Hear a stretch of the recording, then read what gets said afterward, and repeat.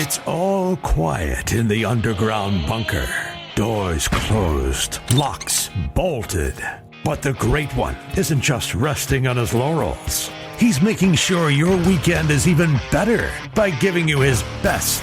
This is the best of Mark Levin. All right, what's this case in Delaware County, Pennsylvania? It's a very significant case because there's video. There's actual video. The Tennessee Star explained a lawsuit alleging multiple violations of federal and state election laws. Now, some people, their eyes are rolling over, particularly in the press, particularly in corporate America, particularly Chris Christie, except when it comes to him, like a massive sperm whale on the beach during, remember the hurricane, Mr. Producer? Remember they caught him on the beach? You don't remember that, do you? There he was with his family. A lawsuit alleging multiple violations of federal and state election laws, as well as Pennsylvania right-to-know statute, was filed in Delaware County of Pennsylvania, according to sources familiar with the litigation. The suit was brought by plaintiffs Gregory Stenstrom, Leah Hoops, Ruth Morin. Stenstrom, a 2020 Republican poll watcher, has been outspoken in recent months regarding alleged irregularities in ballot canvassing in Delaware County. Defendants include election officials Marilyn Hyder and James Ziegelhofer, as well as Delaware County, the County Board of Elections, and the County Bureau of Elections. In early 2021, a whistleblower working for the Delaware County Bureau of Elections began inquiring why it was apparent to her that multiple documents pertaining to the November 3, 2020 elections were being destroyed in southeastern Pennsylvania. In that county, Delaware County, the name of the whistleblower has not yet been made public. In May, a third-party attorney filed a request via Pennsylvania's public transparency law, FOIA request, asking for election data and records for last November's elections. In particular, the request asked for return sheets, the official documents on which election results are recorded, as well as voting machine tapes showing the in-person vote totals for each precinct. According to the videos and the sources regarding the lawsuit, many such records were actually destroyed because Delaware County officials violated numerous election laws and needed to hide evidence for their violations. The alleged destruction of records was, the sources say, done to ensure the records eventually provided actually matched the election results that were reported in November 2020. Pennsylvania law requires the records be preserved for 11 months after an election. Federal law demands that such records be preserved for 22 months after election. Pennsylvania law requires the voting records to be preserved for 11 months and so forth. Records in Delaware County were also required to be preserved per a prior lawsuit in which Stenstrom alleged election irregularities. One of the videos provided by the more recent lawsuit sources shows Tom Gallagher, a lawyer and election official in Delaware County, destroying elongated pieces of paper, allegedly the voting machine tapes election officials are required to preserve. In that recording, the whistleblower asked Gallagher off camera why he's tearing up the documents. Gallagher replies, "At this point, I don't want anyone to pick it up and think that we threw stuff away." Another election official, James Ziegelhofer, identified in the video as Ziggy, then says, "We're going to have a little campfire going."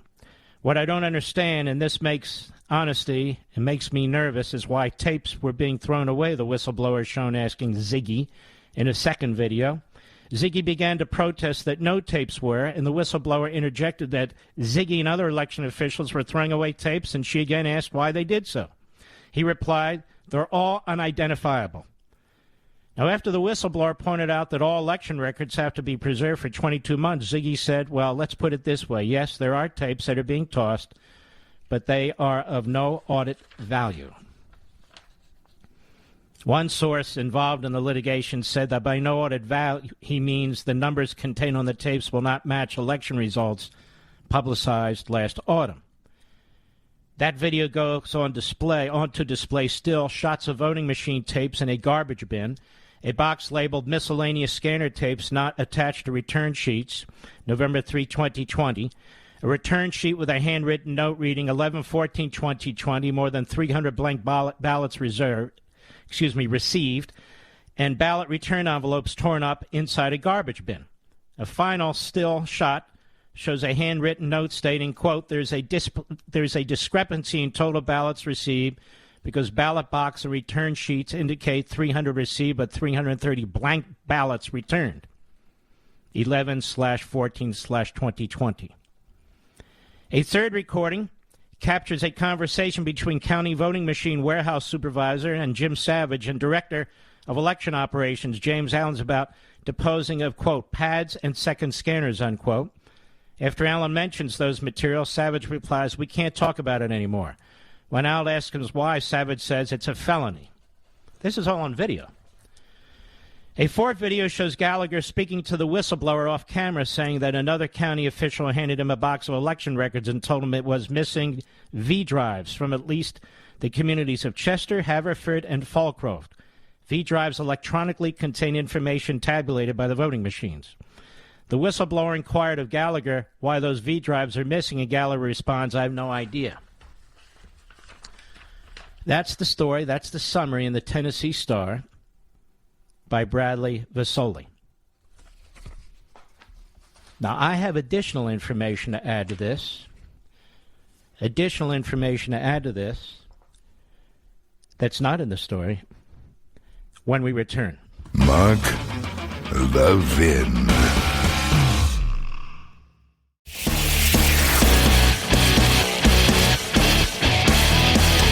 Making your weekend even better. This is the best of Mark Levin. I still have information on this that is more important than what I've just told you. More important than what I just told you.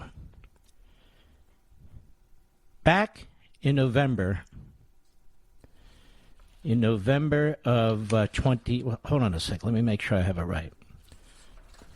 November of 2020, shortly after the election, I was sent an email. It was forwarded to me, and I read it to you on the air. Related to Delaware County. Now, luckily, we have the videos, like in Kenosha and so forth, because otherwise this would be poo-pooed. But I think things like this were taking place all over the country. Subject, urgent. Delaware County Bureau of Elections, missing precinct data. Action required from judges of election. And this was sent on November 12, 2020 at 10:59 p.m. to all Delaware County poll workers. All Delaware County poll workers. Dear Delaware County poll worker, from Christina Iacono. Thank you very much for your service on Election Day. We know that it was a long day and that things may have been missing during the closing procedures at the end of the night. Unfortunately, due to missing data, election results from your precinct cannot be confirmed and approved for final tabulation until the missing data is reconciled. In order to ensure that all votes cast will be counted, we need at least one member of your election team to come to the machine warehouse ASAP to help complete forms. If you were the minority inspector and were provided an envelope at the close of the polls, please bring the envelope with you to ensure the county has as much data as possible to correct issues in the precinct. The missing data may be any of the following. Bullet. Missing yellow numbered list of voters. Bullet. Incorrect numbers in the yellow book. Numbers that do not match the scanner tabulation. Bullet. Missing ballot reconciliation forms. This impacts the ballot chain of custody. Bullet. Missing information on the close of night return sheets. Bullet. Missing return sheet. Sounds like they were missing an awful lot, Mr. Producer.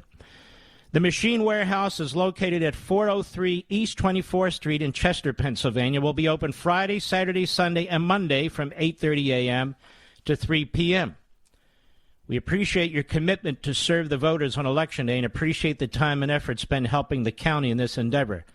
Kindest regards, Christina Iacono, Delaware County Poll Worker Coordinator. Delaware County is one of the biggest counties in Pennsylvania. It's right outside of Philadelphia. Now, here's the kicker. You ready? My wife, Julie, was working on the Pennsylvania constitutional litigation with several other attorneys who had volunteered for the most part. This is the litigation that involves the federal and state constitutions. Not machines, not ballots, and that sort of thing. The heavy lifting, the briefs she participated in that went to the Supreme Court of the United States, where at least 2 or 3 justices wanted to hear the cases. That aside, she was contacted by one of the top individuals, perhaps I believe one of these plaintiffs, with this information that they had a significant problem here in one of the biggest counties in Pennsylvania. And they asked her to contact the Office of the Attorney General of the United States. And they asked her to contact the Office of the United States Attorney in Philadelphia by the name of McSwain, who now wants to be the governor of Pennsylvania. Julie forwarded this email after making a call to a top senior official who worked for Attorney General Barr. She forwarded this email after speaking to that individual on the phone. The purpose was, of course, to get the attention of the Department of Justice with respect to election issues in Pennsylvania. And these election issues affect, of course, the federal Constitution. And this email was more than a sufficient basis to get the attention of the Department of Justice and Bill Barr. You know what happened after she sent the email, Mr. Producer? Nothing. She heard absolutely nothing back from the senior official or anybody else at the Department of Justice or the Attorney General Bill Barr's office. Nothing. Not knowing people in the U.S. Attorney's Office in Philadelphia, she contacted the U.S. Attorney's Office in Philadelphia and advised them of what had been taking place in Delaware County. The U.S. Attorney is a guy by the name of McSwain. McSwain seeks to be the Republican nominee for governor of Pennsylvania. After all, he was President Trump's U.S. Attorney in Philadelphia. Has an excellent reputation. He goes on TV a lot to trash the outrageous Soros district attorney. Good for him. So she gives the information to the U.S. Attorney's Office, McSwain's office in Philadelphia. You know what they did with it, Mr. Producer? Nothing. She never heard back. And so when Bill Barr made the pronouncement, which has been used by every left-wing journalist and critic, and Republicans like Chris Christie, I suppose, when he says not any information of fraud of any kind has been brought to the attention of the Department of Justice or his U.S. attorneys. That's not correct. That's not correct. I personally know that that's not correct. I just read you from an email about the complete anarchy that was taking place in Delaware County. This lawsuit that was brought has numerous videos that have been attached. They cannot be ignored. People saying actual things. Clearly enough information, not even close to the line, enough information to have warranted a federal and state criminal investigation.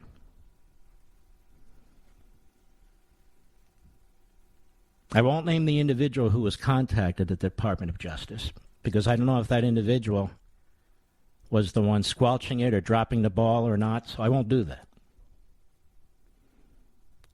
But if I mention the individual, you'd know who it is. And so that's the information I wanted to provide. This is not, well, they brought another lawsuit. Oh, my God, will they ever stop? The question is, why didn't the Department of Justice, and why didn't the U.S. Attorney's Office under McSwain do anything about it? Why didn't they conduct an investigation? Well, it wouldn't have affected the outcome of the election. First of all, when you have one murder case, it doesn't affect the statistical outcome of the number of murders you're going to have in a country every year, does it? You take one case at a time, don't you? Yes, you do. You don't let people off because it may not affect the ultimate outcome of an election or whatever. That has nothing to do with this. If you have election fraud or some kind of election irregularities that raise serious legal questions, you pursue them. And you don't issue a blanket statement that you're not aware of any fraud that occurred in the election. Particularly when my wife was trying to reach, and did reach, the senior levels of the Department of Justice, one of the Attorney General staffers, and forwarded this email to her. Now maybe that staffer to the Attorney General sent it to the Criminal Division. Maybe that staffer sent it to the U.S. Attorney's Office. Maybe that staffer sent it to the Criminal Division. I don't know. But the staffer never got back. Silence. The U.S. Attorney's Office never got back. Silence. Nothing. Nothing. And so we have brave people now who brought this lawsuit on their own. Brave people with videos, a whistleblower, this email, I suppose, other documentary information. The fact that information was destroyed within the 22 federally mandated month period. I'm sure there won't be any congressional investigation of anything while the Democrats control the House and the Senate. There won't be much media interest outside of Delaware County, except on this show, other shows perhaps, clearly not on TV right now. But perhaps if the Republicans take the House, they'll take a look. They'll take a look.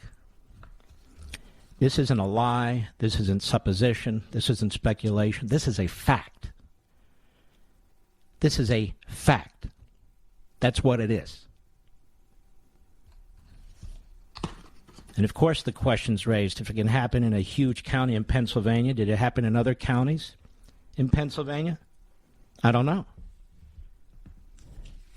I don't have subpoena power. I'm not a criminal investigator with the government or anything of the sort. But it's simply not true what the Attorney General said, and it's simply outrageous that the U.S. Attorney, who now wants to be the governor of Pennsylvania, his office did nothing. Didn't even return a call. Didn't even look at it. We'll be right back. Mark Levin.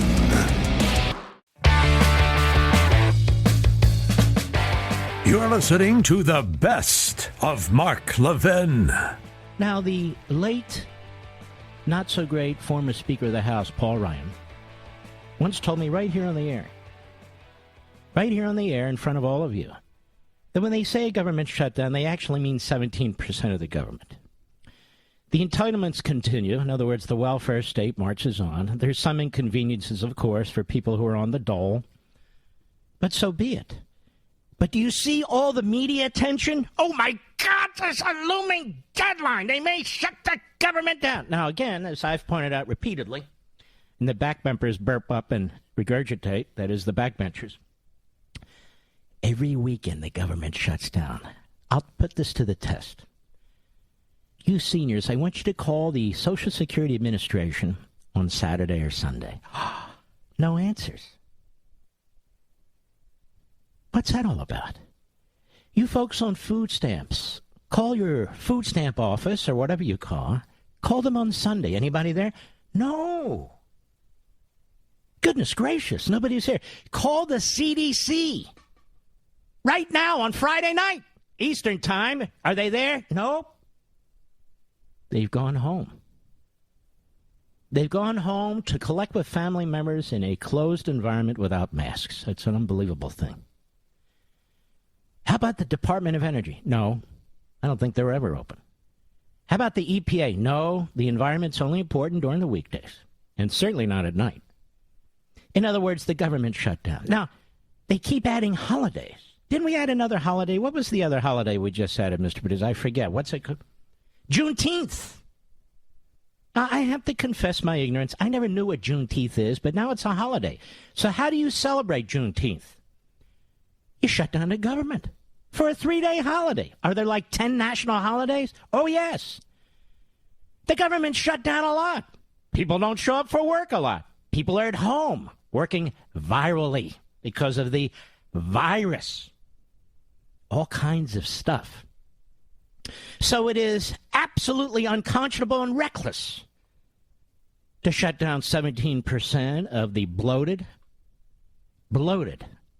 incompetent, wealth redistributing, politically controlled, bureaucratic-run federal government. Now, in the private sector, it's righteous to shut it down when people in the government tell you to shut it down. Shut the churches, shut the mosques, shut the synagogues, and shut your mouth. We've got more mandates coming because of the president of France, Macron, right, Mr. Producer? Isn't this the Macron variant? I think it is. The Macron variant. I jest. No, we have a new variant, ladies and gentlemen, that according to the South African government, the head of their medical expertise in their government actually practices medicine, unlike Fauci. You know, unless they play doctor, nurse, wife, husband, you get the drift. But he's not a normal practicing doctor like she is. And she said it's extremely mild. Now, typically you don't use the word extremely in front of the word mild. How can something be extremely mild? But you get the point. It's mild. It's mild. So, because it's mild, Joe Biden went over to NIH today, rambled through a pre-written speech, shuffled on the stage, shuffled off the stage, and what did he say? You, the American people, it's your fault. We're going to test you till you're blue in the face. We're going to vaccinate you or you're going to lose your damn job. It's time the American people get behind the Biden agenda. You notice the difference between the approach Trump took and the approach Dummy takes? They're very significantly different. Trump actually embraced science. I know, I understand. I understand what Carl Bernstein has been saying to you, but look at Carl Bernstein. He's a fat slob. It's like him talking about nutrition. Carl, you're a fat slob. I don't want to hear about nutrition from you. Or it's like the legal analyst, Jeffrey Toobin, talking about proper behavior in front of your cohorts while his pants are dropped and he's shooting rockets. May I say that, Mr. Producer? I think I'll say that, too. Yes. Ah, the media. Scum of the earth. May I say that? I will. Why do I keep saying may I say that? Because I'm doing my best Joe Biden. May I say that? I think I will. So in any event, government shutdown, bad. Private sector shutdown, righteous. What we have, ladies and gentlemen, are know-nothing politicians making scientific decisions. And Fauci is 9/10 politician and 1/10 scientist. We can check Fauci's decisions with experts all over the country. There's a great one out of Johns Hopkins. There's several great ones out of Stanford. There's great ones out of Yale. There's great ones out of Oxford. Great ones out of the Rockefeller College. Great experts who study these things, who practice these things. They're not holed up in an office, earning $500,000 a year, clawed their way to the top 412 years ago. You remember back when Joe Biden was a segregationist and a racist and managed to hold on to power. It takes a lot to hold on to that position. 38, 39 years, really, think about that. Think about how vicious and vile you have to be to keep all those young whippersnappers with more background, more expertise, more education from moving into your position. We have a czar in this country. His name is Fauci. And he's about as effective as the last Tsar of Russia, if you want to know the truth. So nonetheless, we have the Macron variant. I know it's not Macron. I call it Macron. We have the Macron variant. And so more masks, more testing, even if you've been vaccinated. This is the problem. Now listen to the logic. You folks, the American people, at least half of us, are logical. You're being told, get vaccinated. Get boosted. Wear masks. Wear galoshes. Wear paper hats. Wear a raincoat. Get in the fetal position, under the desk, in the basement. Get ready. Don't talk to your family. They may be carriers. Is this what Americans do in the face of a pandemic? Or do they double down and fight like hell? Red-blooded Americans, is this what we do? Is this what we're doing all over the rest of the world? Some places yes, some places no. But out of one side of their mouth, they say, you must be vaccinated. Vaccinated, boosted, wear masks, get tested. Okay. In the same paragraph, they're saying, vaccinations, even the booster, even masks, do not guarantee you'll be protected. So we're going to test you. We're going to quarantine you. And then when people actually bring up science, they say, now, wait a minute. May I discuss science? Well, of course, Fauci says, I'm Mr. Science. Not too big of an ego or a narcissist. I'm Mr. Science.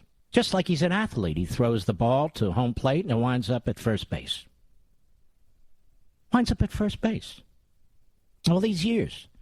Guy's 4 feet 2 inches tall and he was a great basketball player. Really? Where?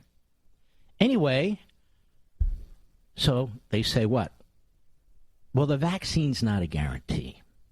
What a great marketing plan. Get vaccinated. Protect yourself. If you're not, you're killing people. But it's not a guarantee. Wait a minute.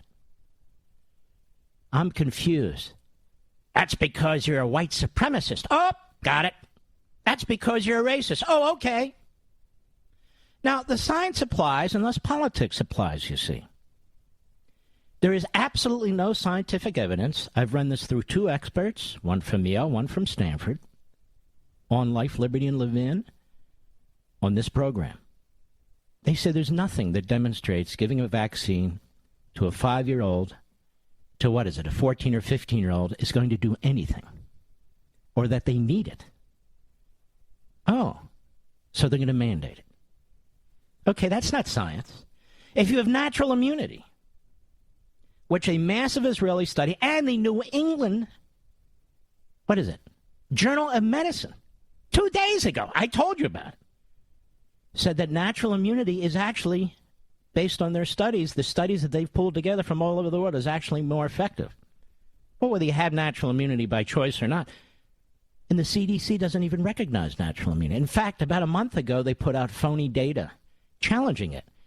And our friend Professor Kendor, who's a brilliant, brilliant man, unraveled the whole damn thing. That's not science, ladies and gentlemen. Illegal aliens coming across an open border by the hundreds of thousands. Hello, hundreds of thousands. From the poorest parts of Central and South America. The poorest parts of Central and South America, who are not vaccinated, who are not tested. And not, by the way, not just for the virus, but polio, 1,000 other things. Well, on occasion, the great Fauci tells us, like the great Houdini, the great Fauci tells us on occasion, when the occasions are relevant, we test them. Now, when it comes to the American citizen, they don't say when the occasion's relevant. No. Some cases they put on German uniforms and you shall do the following. You shall do it or else. Now, notice, as I've said many times before, they used to bring up DeSantis. He was the boogeyman. DeSantis said, I have my own experts, my own scientists. We're looking at our data. Florida's the 3rd most populous state in the country. In many cases, he's completely rejected Fauci and the CDC. Florida has the least number of cases, let alone the least number of hospitalizations and the least number of deaths of any state in the country now. You know who's number 4? Texas, the second most populous state. You know one of the worst? California. California, which has adopted North Korean medical policies as well as energy policies with brownouts and blackouts. You might have noticed. Mark Levin.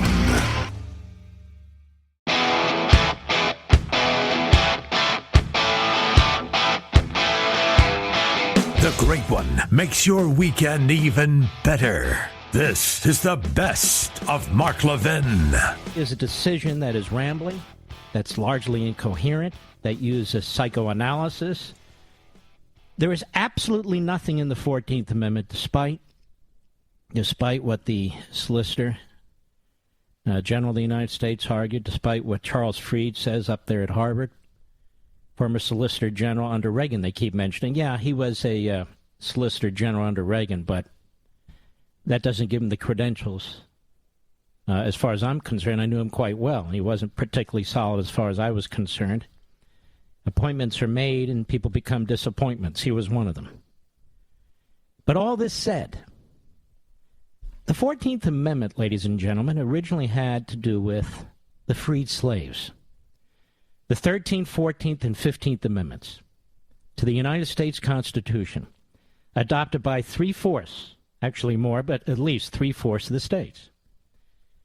And what was happening was, even though the slaves were said to be free, their rights were not being enforced as equal citizens. So you have the Equal Protection Clause and the Due Process Clause of the 14th Amendment. Essentially, way back when it was understood that the Bill of Rights does not apply to the states. Read them. That the Bill of Rights do not apply to the states. So what the Supreme Court started to do in more recent history, the past century, is they had what they called the incorporation doctrine. And they started to incorporate the Bill of Rights, first aspects of it, essentially all of it now, into application to the states. But it just shows you back then how significant state authority was, and that so many people ran for state office rather than federal office because that's where the action was. But obviously after the Civil War, that wasn't where the action was, and certainly after the New Deal, that wasn't where the action was. Now, I just want to point out that the 14th Amendment has absolutely nothing to do with abortion. So what people are doing is they're saying, you have a right to your body, you have a privacy right. Now, they don't say you have a right to your body or privacy right when it comes to something like a vaccine or most other things, where the government's keeping enormous amount of data on you, on your activities, on your movements, on your background, and so forth. They don't say it then. And, of course, we have all kinds of laws that go against this privacy right as applied by the left, not as understood by you and me. It's not a privacy right if you believe that abortion is murder, to kill a baby in the womb. That's not a privacy right. Well, a woman can do whatever she wants with her body.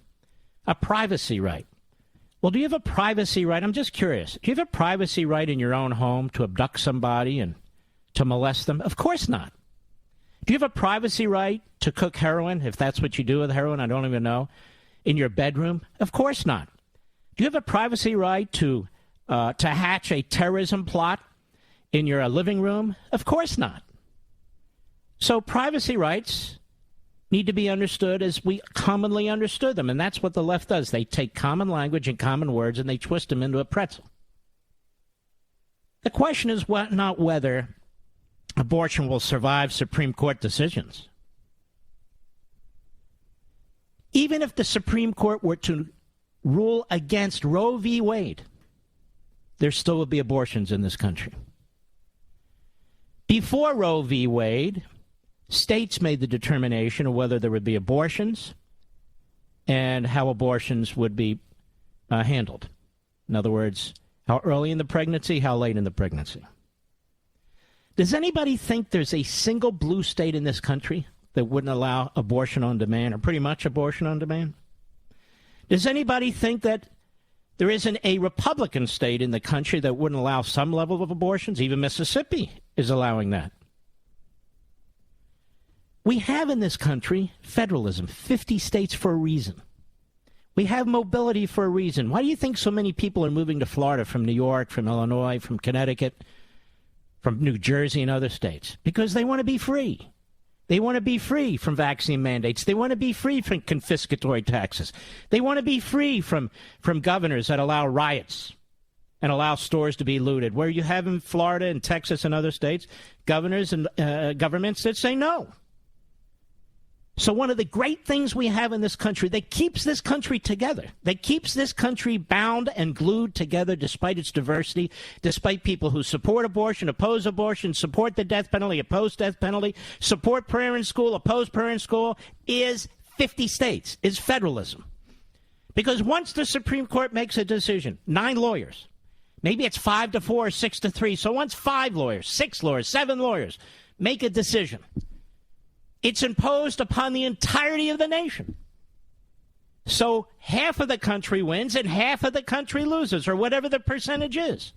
This is why you've had a constant battle for 50 years, for half a century, over Roe versus Wade, because it's an illegitimate decision that was imposed on the people of this country by 9 lawyers. Not 9 lawyers. I think it was 7 lawyers, in fact. But whatever. And now it's a right.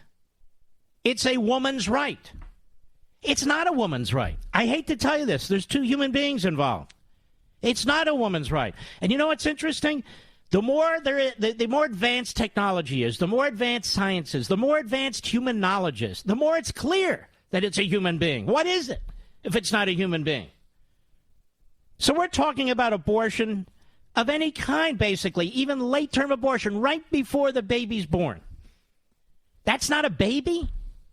So why do we have, throughout this country, criminal statutes that if you murder a pregnant woman and the baby dies too, that's 2 charges of first-degree murder or capital murder? Why is that? Are we seriously not going to acknowledge that that's a human being? We have all kinds of doctors giving all kinds of advice to women on how to protect their baby in the womb so they come to full term, right?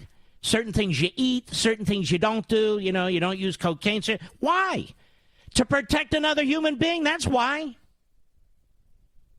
Now, whether you agree with me or not is not the point. The point of the debate now is who gets to decide. Who gets to decide? Now, if you say woman has a right to do whatever she wants with her body, well, of course, we'd have to get rid of all the drug laws, too.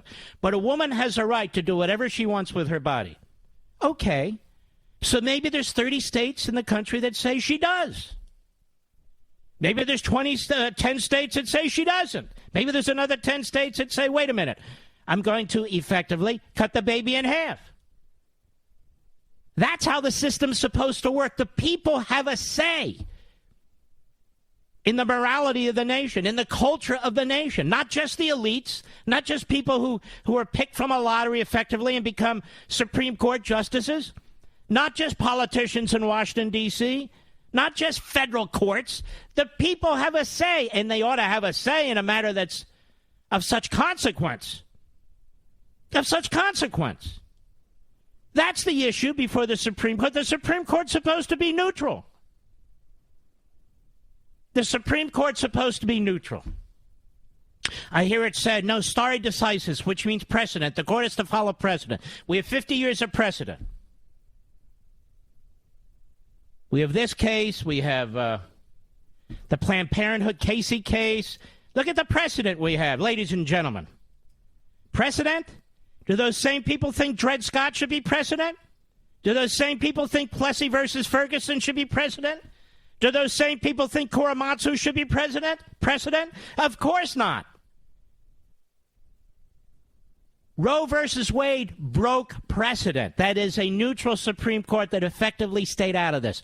What was going on in the late 50s, 60s, and into the 70s, and even today, really, is the Supreme Court nationalizing decisions about morality, about culture, about social issues, call them whatever you want, where the court decided the American people were too stupid to decide them, that the states were too stupid to go their own way.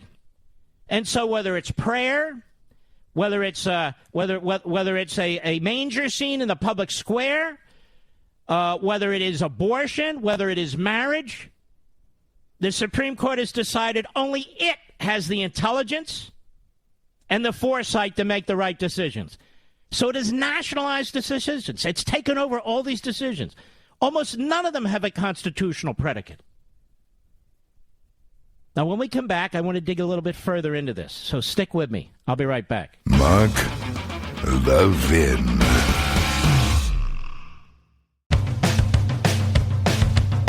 We're giving you nothing but the best of Mark Levin. Now, some of you go, oh, Mississippi's so backwards. Really? It's backwards because they want to save babies?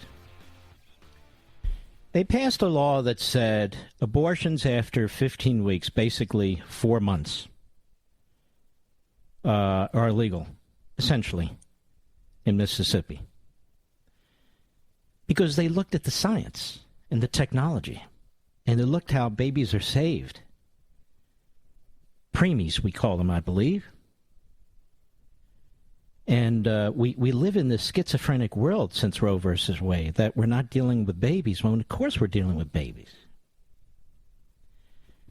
And so the radical pro-abortion movement wants to dehumanize, as they want to dehumanize so much on the left, they want to dehumanize what we're talking about. So for people who are mostly unaffected by this, women who would never think of an abortion, never had an abortion, or a man or what have you, okay, free to choose. What's the big deal? It's a big deal. It's a big deal for a lot of people.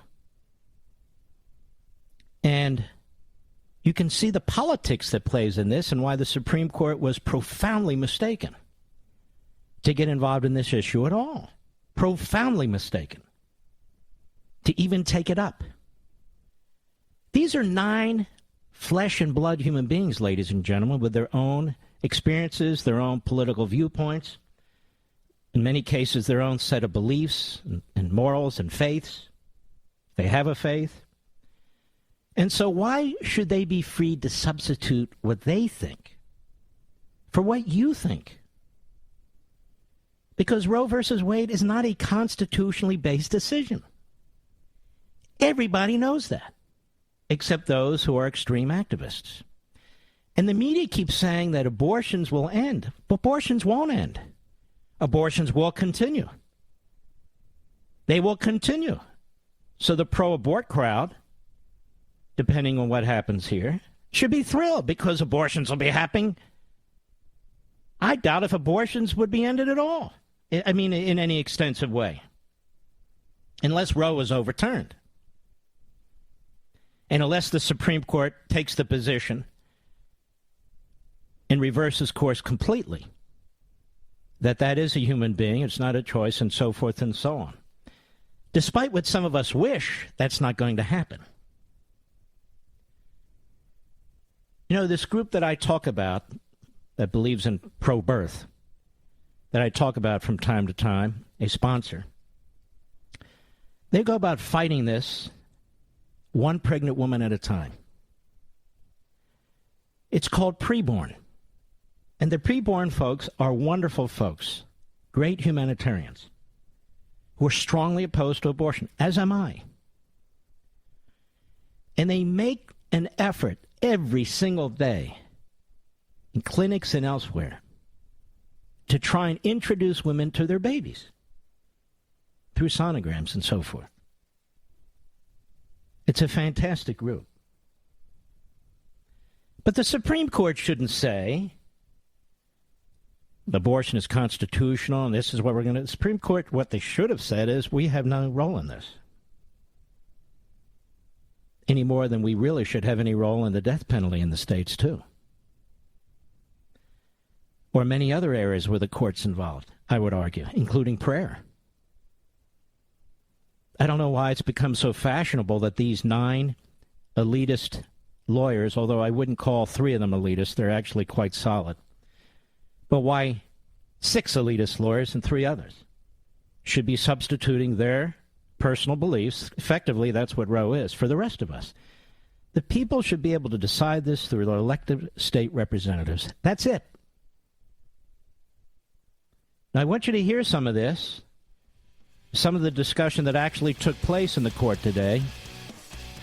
And Clarence Thomas was actually quite active in the oral arguments today. I consider him a tremendous historic justice. Alito has been absolutely fantastic too. Gorsuch, in some ways, if not most ways.